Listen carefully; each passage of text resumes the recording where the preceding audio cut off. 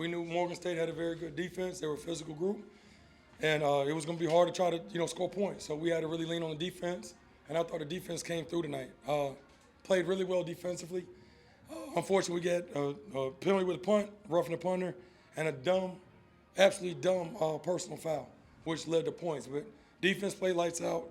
Offense played well enough and possessed the ball, got a running game going well enough for us to win the game. But you need games like this. I think it'll help us grow up.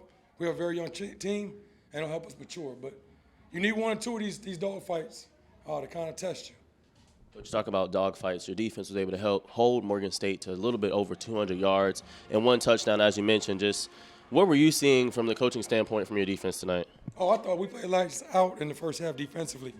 Then they hit a couple plays in the second half. But we're getting some guys back, and it's giving us a little more depth on the defense side of the ball. But one or two explosive plays I wasn't pleased with. But overall, I thought we were very physical. Ja'Kai Bavard played one heck of a game, and he was being very physical. Our guys were passing licks out there. And I don't know if you all, how close y'all were to the action, but there was some licks being passed out there tonight. And do you accredit that to maybe the bye, them having some extra time, or just guys getting healthy? It's conference football. We knew that, like, our conference plays physical. And we're not going to let another team come in here on our homecoming and set the tempo. All right, so our guys understood it was at stake. They knew it was a conference game. We had to get it. They knew that it was a sellout, and we had a whole lot of Central alum in town. So we had to put on a show for our people. It wasn't a blowout. We didn't put a lot of points, but we played well enough to win a football game. Jamari Taylor, coach, talking about second tone. He's 4 yards short, 200. Yeah, if he lifts his knees up through the hole, we get another touchdown. But Jamari Taylor is Jamari.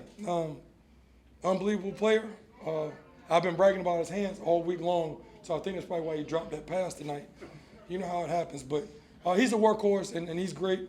And I think his biggest asset is in pass protection. When those linebackers are blitzing, and he took a shot on defensive lineman. It wasn't cheap. It was head up, and the guy saw him coming, but he folded.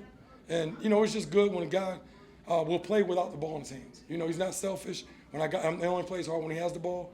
He's a selfless individual, and he'll block and do whatever he has to do for the team to win.